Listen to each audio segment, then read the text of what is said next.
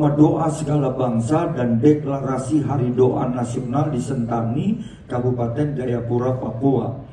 Sebenarnya awalnya akan dilaksanakan tanggal 1 sampai tanggal 3, tetapi Fukri bersepakat untuk diselenggarakan pada tanggal 5 Juli. Kenapa dipilih tanggal 5 Juli? Karena 5 Juli kita mengingat pada tahun 69 bangsa Indonesia kembali ke dekret presiden, ke Pancasila dan Undang-Undang Dasar.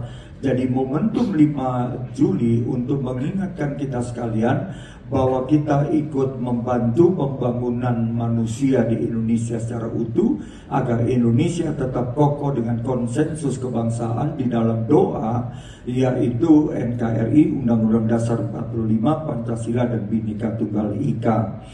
Tuhan yang bernama Bapak Pendeta Gembiri Biniluk, yaitu ayah daripada Bapak Pendeta Lipius Biniluk. Beliau berdoa, berpuasa agar Papua boleh mengalami terobosan doa dan membangkitkan misi amanat agung sehingga orang Papua asli boleh menjalankan tugas dan panggilannya. Tempat yang Ibu Bapak lihat ini agak unik, karena sebagian dinding di sebelah kanan dibuat ada bagian dari batu gunung, tapi sebelah kiri adalah akar pohon. Sehingga kalau kita melihat bagian ini, kita bisa masuk ke dalam.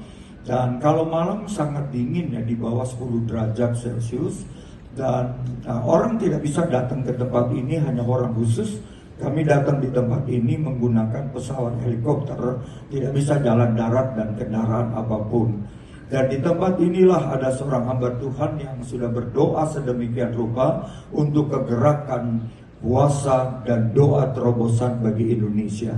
Tidak ada yang menyangka bahwa tempat ini menjadi tempat yang bersejarah, sehingga kemudian PGI, PGLII dan PGPI, dan di sini ada juga anggota DPR Pak Willem Wandik dan Pak Lipius, kami berdoa di dalam tempat ini agar doa nasional ini benar-benar menjawab persoalan bangsa yang kita harapkan, agar Indonesia menjadi lebih kokoh dan Indonesia akan menjadi Indonesia yang toleran satu dengan yang lain. Nah, tempat ini masih sangat sepi dan berminggu-minggu, berbulan-bulan Bapak Pendeta Gembiri Biniluk berdoa di tempat ini, berpuasa sekian lama, sehingga kemudian muncul rumah doa yang menjamur di pegunungan Tolikara. Dan ini adalah tempat di mana kami kemudian bersama-sama berdoa. Di bagian dalam daripada ruang doa itu sangat dingin, karena sebelah di kiri Ibu Bapak lihat adalah bagian batu, tetapi sebelah kirinya adalah batu, tetapi sebelah kanannya adalah akar pohon. Orang kalau mau berdoa tidak harus di tempat yang alasnya sangat baik, tetapi di tempat seperti ini muncul rumah doa Papua, rumah doa segala bangsa, dan dari situ kita sekarang pergi ke sini. Jadi ada ikatan yang luar biasa. Dan Ibu Bapak sekalian, kami berdiri di depan tempat goa doa ini, dan kita berdoa agar apa yang sudah bisa lebih dahsyat.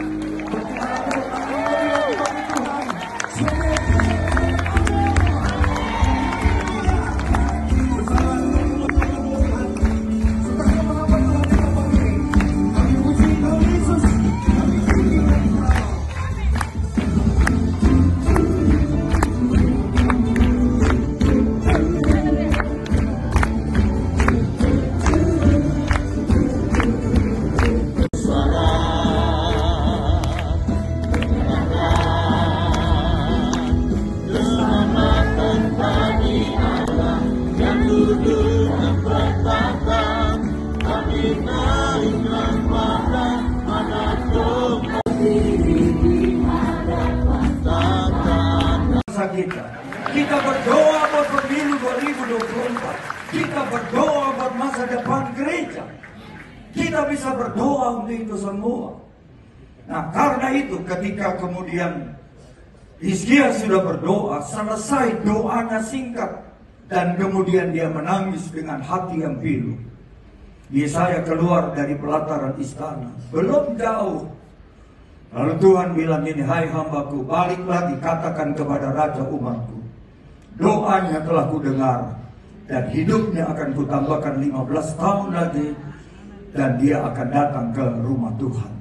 Kalau saya jadi Yesaya, saya akan bilang begini, ya Tuhan tolonglah, kalau ngomong yang betul. Tadi bilang mati, sekarang gak jadi mati. Nanti kepala saya lewat loh di depan raja. Kalau mau ngomong, coba ngomong yang betul. Tapi Yesaya tetap taat. Dan Hizkia kemudian disembuhkan oleh Tuhan. Nah kalau kita lihat sekarang, mari kita berdoa ibu bapak sekalian. Kita tidak ingin berdoa yang melelahkan kita sendiri.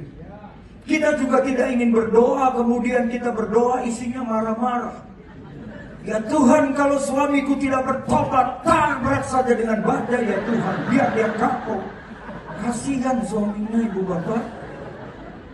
Kita juga perlukan belas kasihan dari hati kita yang betul-betul dipersembahkan kepada Allah untuk mendoakan orang lain.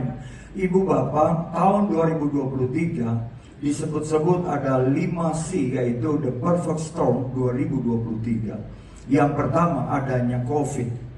C pertama COVID.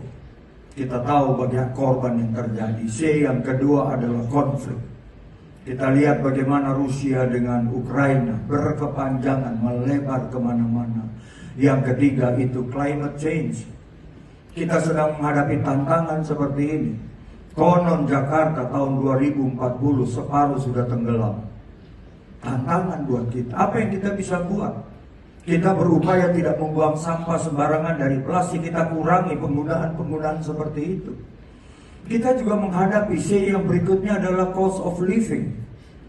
Tidak gampang sekarang biaya hidup kita, apalagi commodity price. Semua ini adalah gambaran yang membawa kita kepada situasi krisis. Tapi saya dan saudara punya Tuhan Yesus Christ. Kita tidak gentar.